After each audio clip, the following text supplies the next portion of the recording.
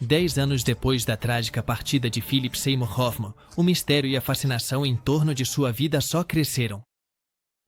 Por trás do ator premiado e das atuações inesquecíveis, há uma história que poucos conhecem. Uma luta profunda, relações complexas e decisões que marcaram seu legado de maneiras inesperadas. Quais segredos cercaram seus últimos dias? Quais foram as decisões que ele tomou em vida e que até hoje continuam impactando quem estava ao seu redor? Número 1. A carreira aclamada de Hoffman. A carreira foi uma das mais celebradas e respeitadas no mundo do cinema. Sua habilidade de se imergir completamente nos personagens que interpretava o fez se destacar em uma indústria onde o talento é abundante. Mas a verdadeira habilidade para a transformação e a interpretação honesta é rara. Hoffman se tornou um ator querido e respeitado tanto por seus colegas quanto pelos críticos e pelo público em geral. Com mais de 50 créditos cinematográficos em seu nome, Hoffman construiu uma filmografia diversa, que incluía dramas intensos, thrillers psicológicos, comédia e adaptações literárias. Cada atuação que ele fazia parecia elevar o material, e seu compromisso com o trabalho era evidente em cada detalhe. Um dos papéis mais icônicos de Hoffman foi sua interpretação de Truman Capote no filme Capote, que lhe rendeu um prêmio da Academia. Nesse papel, Hoffman não apenas imitou o comportamento e os gestos de Capote, mas capturou a essência do homem por trás da figura pública. Sua atuação foi tão convincente que se tornou difícil distinguir entre o ator e o personagem, uma façanha que poucos intérpretes conseguem. Hoffman captava a complexidade humana. Trabalhou com diretores renomados. De personagens sombrios e problemáticos a figuras com humor único, cada papel foi tratado com respeito e dedicação. O talento de Hoffman também o levou a trabalhar com alguns dos diretores mais renomados da indústria, incluindo Paul Thomas Anderson, com quem colaborou em várias ocasiões em filmes como Magnolia e The Master. Essas colaborações permitiram que ele explorasse personagens que desafiavam as normas e revelavam aspectos profundos da condição humana. Anderson, entre outras. Valorizava em Hoffman essa habilidade de se mergulhar completamente na história e de fazer seus os momentos mais íntimos e complexos. Apesar de seu sucesso, Hoffman não era uma estrela de cinema. Ele mantinha um perfil baixo e vivia discretamente em Nova York. Na verdade, ele mantinha um perfil baixo e preferia viver de forma discreta na cidade de Nova York. Lá, era mais comum vê-lo em uma cafeteria local lendo um roteiro ou conversando com amigos, do que em eventos de tapete vermelho. Isso contribuiu para que ele conquistasse o carinho e o respeito de quem o conhecia e dos moradores do West Village, onde morava. Ele era o tipo de ator que escolhia seus papéis com cuidado, e cada um deles parecia uma escolha pessoal, como uma parte de sua própria jornada artística. Número 2. Lutas pessoais com adição. Philip Seymour Hoffman não lutou apenas contra seus personagens na tela, mas também contra demônios pessoais, o que, infelizmente, também fizeram parte da sua vida. Desde cedo, ele começou a experimentar com substâncias que eventualmente o levariam a uma batalha de vida toda com a adição. Aos 22 anos, ele entrou pela primeira vez em um programa de reabilitação para tentar controlar sua dependência de drogas e álcool. Uma luta que ele nunca abandonaria completamente. O caminho dele em direção à sobriedade foi cheio de altos e baixos, e embora ele tenha conseguido ficar limpo por longos períodos, os momentos de recaída marcaram seus últimos anos. A luta de Hoffman foi em grande parte privada. Enquanto outros atores enfrentam suas batalhas sob os holofotes, Hoffman tentava manter sua vida pessoal afastada de sua carreira profissional. Poucas pessoas fora do seu círculo íntimo sabiam sobre os desafios internos que ele enfrentava, e ele nunca foi do tipo que usava sua fama para falar publicamente sobre seus problemas. Ainda assim, em entrevistas selecionadas e conversas privadas, ele chegou a admitir que a adição era uma presença constante em sua vida. Um problema que ele nunca conseguiu deixar completamente para trás. Esse caráter reservado e sua luta silenciosa o tornaram mais humano aos olhos de muitos. A luta contra a adição não afetava apenas Hoffman pessoalmente, mas também sua carreira. No entanto, apesar dos desafios, Hoffman nunca deixou que seus problemas interferissem em seu trabalho. Sua ética profissional era tamanha que ele sempre se apresentava no set com o mesmo compromisso e seriedade. Sem importar o que estivesse acontecendo em sua vida pessoal. Essa dedicação permitiu que ele continuasse acumulando conquistas em sua carreira e mantivesse o respeito de quem trabalhava com ele. A habilidade dele de entregar atuações intensas e emocionais parecia estar conectada com essa sensibilidade pessoal que o tornava vulnerável à adição. Algo que enriquecia cada papel que ele interpretava. Nos últimos anos de sua vida, Hoffman teve uma recaída que, infelizmente, foi o começo do fim. Embora ele tivesse conseguido se manter sóbrio por mais de 20 anos, as pressões da vida, junto com sua própria luta interna, ele foi levado a retomar o consumo de drogas. A recaída dele surpreendeu muitos, já que ele tinha sido um exemplo de recuperação na indústria. Infelizmente, desta vez o resultado foi trágico, e Hoffman faleceu aos 46 anos, deixando um vazio não só na vida de quem o amava, mas também no mundo do cinema. Número 3. E nos últimos dias e últimas interações, Philip viveu momentos que deixaram muitos desconcertados e que revelaram suas lutas internas. Aqueles que o encontraram nas 24 horas anteriores à sua morte relatam ter visto sinais de um homem que, apesar de seu habitual bom humor e serenidade, estava passando por uma fase difícil. A jornada que levou ao seu inesperado falecimento começou de uma maneira que parecia cotidiana para Hoffman. Comprando seu café habitual no seu lugar de sempre, cumprimentando conhecidos e vizinhos do seu bairro em Nova York. No entanto, conforme o dia avançava, alguns notaram uma inquietação nele, uma mudança sutil no seu comportamento, que insinuava um mal-estar interno. Por volta do meio-dia, Hoffman se encontrou com Mimi O'Donnell, a mãe de seus filhos, na rua. Embora já não estivessem juntos, O'Donnell continuava sendo uma presença importante na vida dele. E dizem que notou algo incomum nele. Segundo O'Donnell, Hoffman parecia estar sob a influência de alguma substância, algo que a preocupou profundamente.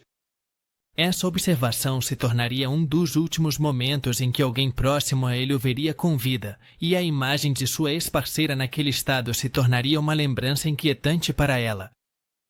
Mais tarde, Hoffman se encontrou com Paul Pabst, um produtor executivo que o conhecia. Esse encontro foi igualmente estranho, pois Pabst, que estava acompanhado de familiares, notou que Hoffman não parecia ser o mesmo. As pessoas que o viram comentaram que Hoffman se comportava de maneira errática, deixando a impressão de que estava lidando com algo profundo. No entanto, ninguém suspeitou até que ponto seus problemas internos o estavam afetando. Mesmo quando ele parou para jantar em um restaurante com alguns amigos, as testemunhas descreveram uma mudança em seu estado de espírito à medida que a noite avançava. Como se a escuridão que o envolvia estivesse se intensificando. Mais tarde naquela noite, Hoffman foi visto retirando dinheiro de um caixa eletrônico em uma série de transações que pareciam excessivas e alarmantes. Algo que não passaria despercebido. Segundo relatórios de vigilância, ele fez vários saques consecutivos, totalizando uma quantia considerável de dinheiro em espécie. Pouco depois, ele foi visto entrando em uma loja com 2 homens que pareciam desconhecidos. Esse último movimento seria um dos mais enigmáticos de sua jornada, pois aqueles 2 indivíduos nunca foram identificados e as circunstâncias que cercaram essa interação nunca foram completamente esclarecidas. Número 4. Família e relacionamentos. Ele não foi apenas uma figura respeitada no mundo do cinema. Também foi um homem de família que, embora enfrentasse seus próprios demônios, mantinha uma relação próxima e significativa com sua parceira e seus filhos. Mimi O'Donnell, com quem ele compartilhou muitos anos de sua vida, não foi apenas sua parceira sentimental, mas também sua amiga e seu maior apoio. Juntos, tiveram 3 filhos, que eram o centro da vida de Hoffman. Apesar dos desafios em seu relacionamento, especialmente por causa de suas batalhas com a adição, a família permanecia unida em muitos aspectos e era evidente que Hoffman se preocupava profundamente com seus filhos. Ao longo de sua vida, Hoffman tentou equilibrar sua carreira com sua vida pessoal. Enquanto muitos o conheciam como o ator talentoso e comprometido que brilhava na tela, aqueles mais próximos a ele também viam o pai carinhoso e protetor. Seus filhos eram jovens quando ele faleceu, e embora Hoffman tentasse protegê-los dos aspectos mais sombrios de sua vida, seu amor por eles era inegável. As pessoas que o conheciam descrevem como ele costumava levar seus filhos para a escola, e ele passava tempo de qualidade com eles. E esses momentos de normalidade eram um lembrete de que, além de sua fama, Hoffman valorizava profundamente seu papel como pai. A relação com Mimi O'Donnell, embora complicada, era uma das mais importantes na vida de Hoffman. Embora o casal tenha decidido se separar devido às dificuldades que ele enfrentava com sua adição, ambos mantiveram um vínculo próximo e de respeito mútuo. Mimi sempre esteve lá para ele e, depois de sua morte, foi uma das pessoas que compartilhou publicamente os desafios que enfrentaram juntos. Em várias ocasiões, O'Donnell expressou como Hoffman tentou lutar contra seus problemas para ser um pai melhor e um parceiro melhor. Foi uma das pessoas que compartilhou publicamente os desafios que enfrentaram juntos. Em várias ocasiões, O'Donnell expressou como Hoffman tentou lutar contra seus problemas para ser um pai melhor e um parceiro melhor.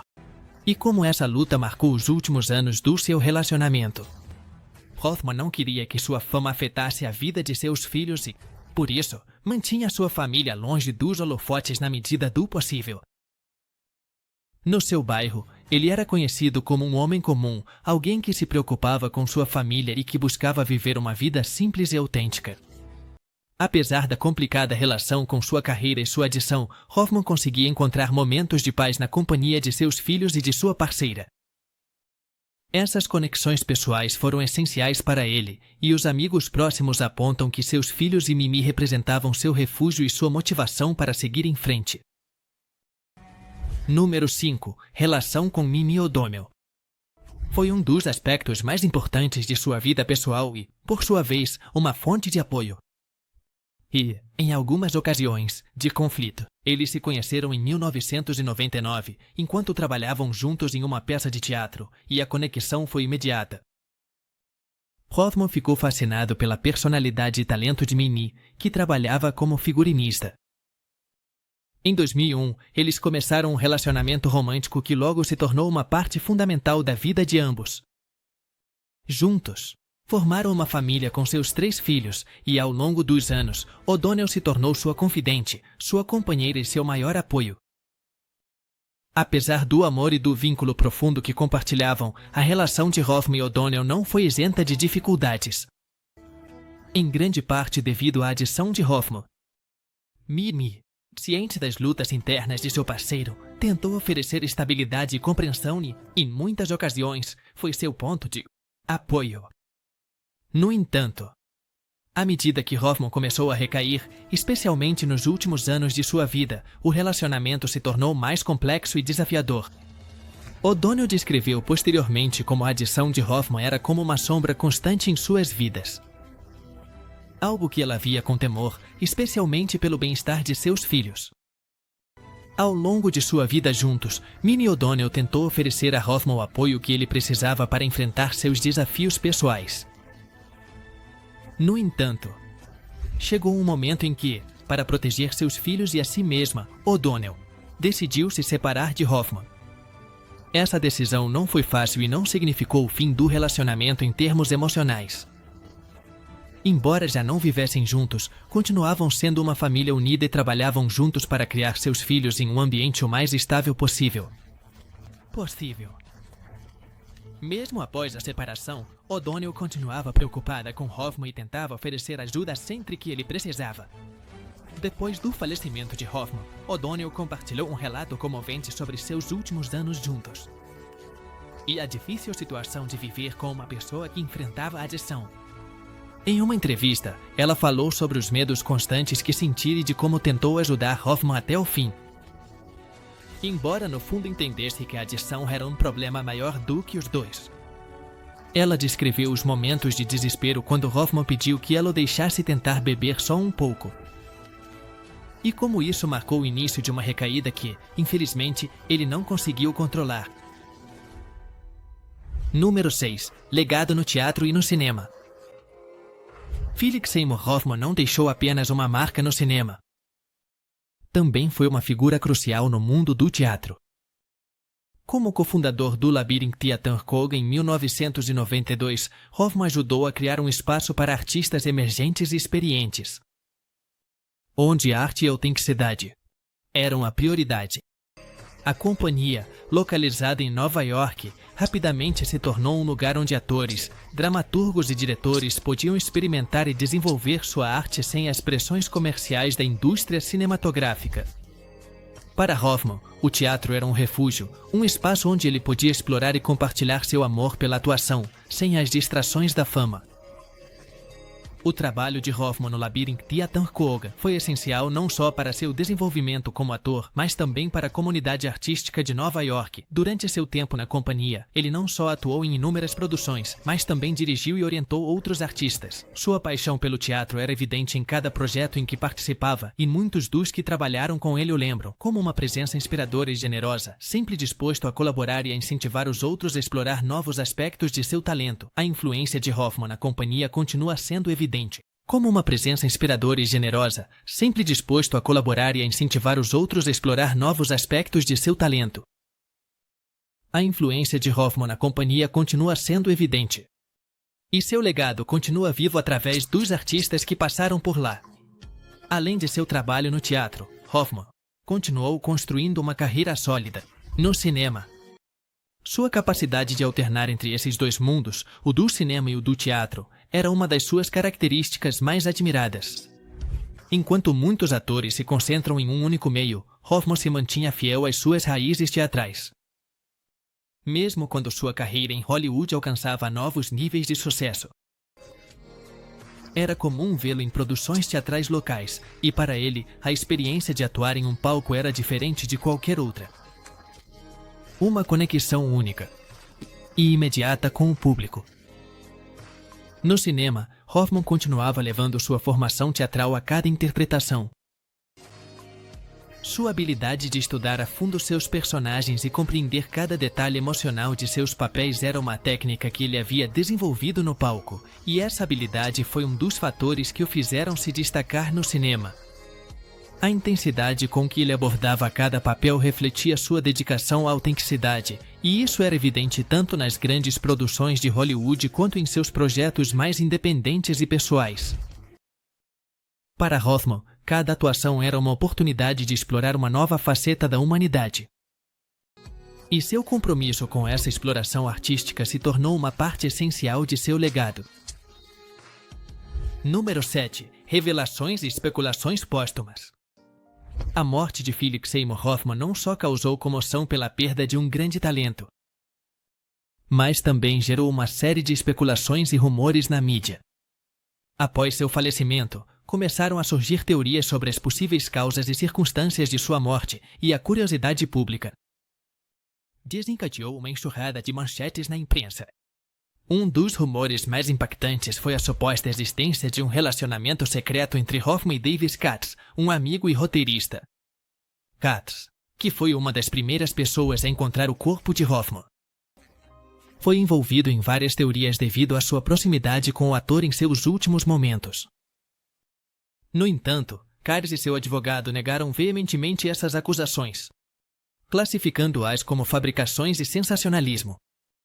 Embora os rumores tenham se espalhado rapidamente, Katz decidiu esclarecer publicamente que sua relação com Hoffman era puramente profissional e de amizade. A intenção dele era apoiar a família do ator, mas essa especulação deixou um gosto amargo, especialmente para os entes queridos de Hoffman, que já estavam lidando com o luto.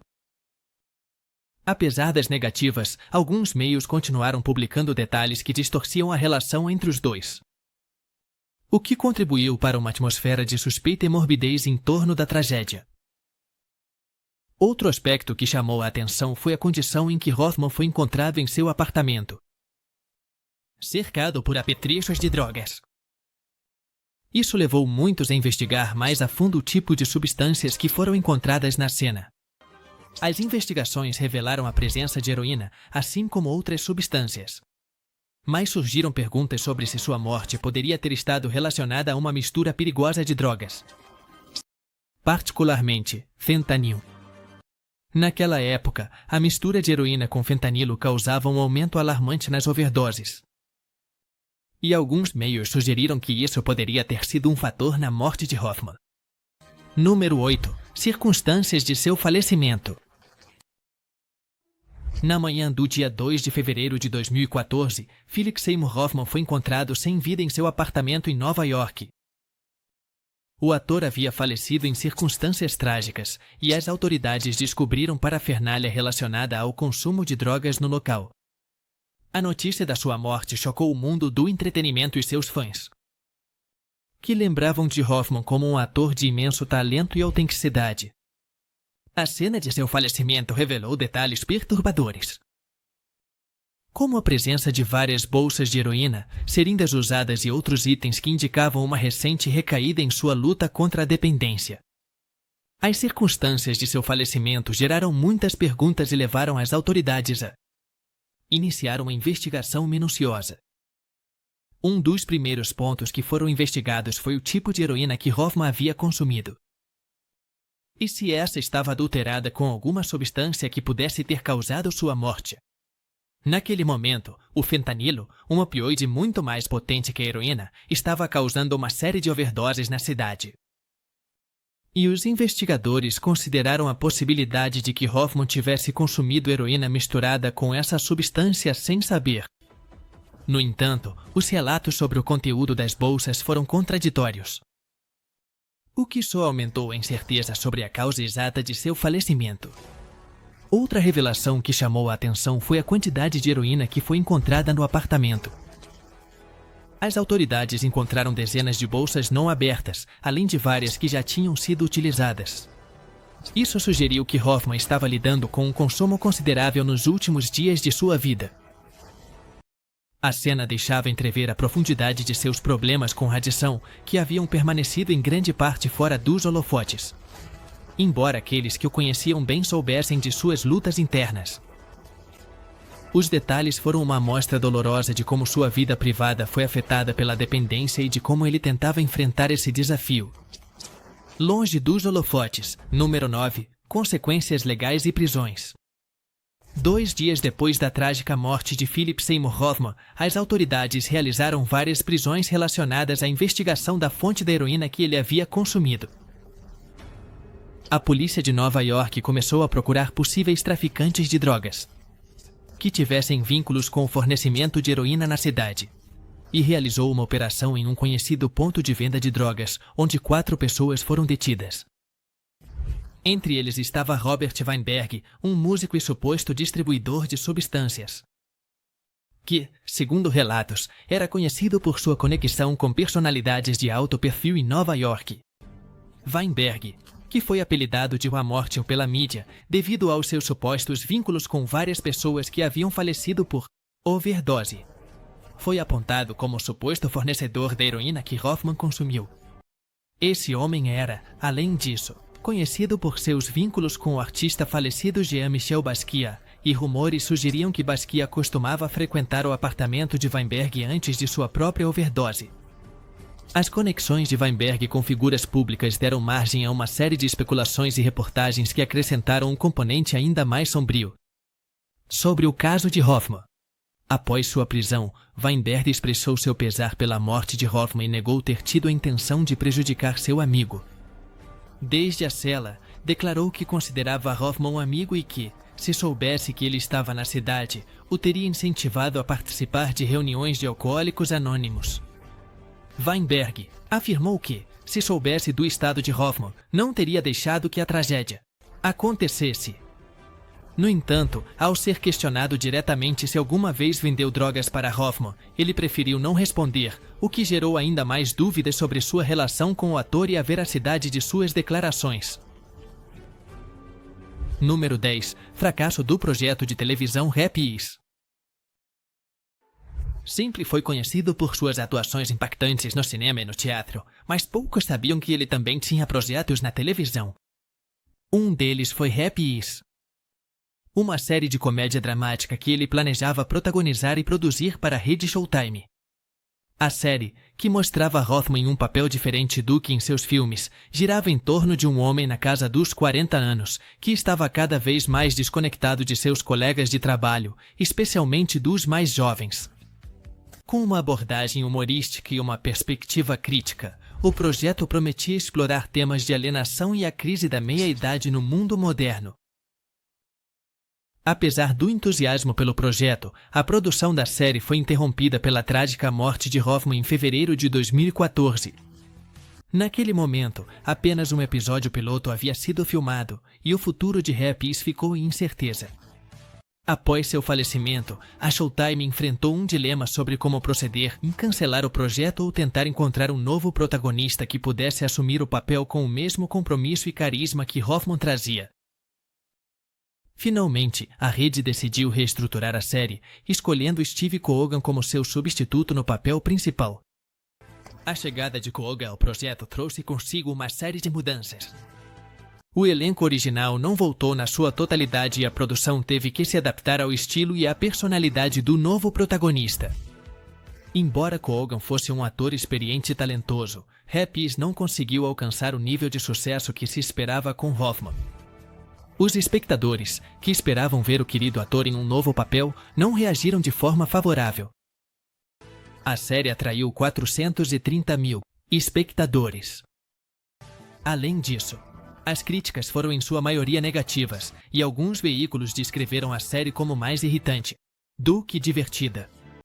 A recepção fria e a falta de audiência levaram a Showtime a cancelar Happy após uma única temporada. Apesar dos esforços para salvar o projeto, a ausência de Hoffman deixou uma marca insuperável na série, e o tom que ele teria trazido foi uma perda que nem os roteiristas nem os novos atores conseguiram substituir. O fracasso de Happy foi um lembrete da influência que Hoffman tinha. Não só nos papéis que interpretava, mas também nos projetos que tocava com sua criatividade e dedicação. Não só nos papéis que interpretava, mas também nos projetos que ele tocava com sua criatividade e dedicação. Número 11. Inspiração para Beautiful Boy. A história de Philip Seymour Hoffman. Com a adição e sua luta constante, serviram de inspiração para muitos. E uma das obras que mais fortemente reflete esse legado é o filme Beautiful Boy. Estreada em 2018 e protagonizada por Steve Carell e Timothée Chalamet, Beautiful Boy narra a relação complicada entre um pai e seu filho, que luta contra a adição a metanfetaminas. O filme é baseado nas memórias de Davis Sheff e seu filho, que relatam o impacto devastador da adição em suas vidas. Embora a história seja independente, a morte de Hoffman influenciou profundamente um dos roteiristas, Lucas Davis. Davis, que tinha experiência anterior escrevendo sobre adições, estava prestes a recusar o projeto devido ao seu próprio compromisso de não voltar a tocar nesses temas em seu trabalho. No entanto, a trágica notícia da morte de Hoffman o fez reconsiderar. Hoffman, que tinha sido um defensor da conscientização sobre as adições, serviu como um lembrete pessoal para Davis da importância de falar sobre esses problemas. Esse evento o motivou a aceitar a oportunidade de escrever sobre a adição e assim ajudar a tornar o problema visível para o público, de uma maneira que gerasse empatia e entendimento. A interpretação de Timothée Chalamet como o jovem lutando contra a sua adição resonou profundamente no público e na crítica, e foi tão impactante que rendeu uma indicação ao Globo de Ouro. O filme foi elogiado não só por suas atuações, mas também por seu enfoque honesto e emotivo sobre a adição e seus efeitos nas relações familiares. Embora Beautiful Boy seja uma história diferente, o impacto da morte de Hoffman foi sentido em sua criação e em seu propósito. E para Davis, foi uma oportunidade de prestar homenagem ao ator, ao mesmo tempo em que explorava os desafios de uma doença que afeta tantas pessoas.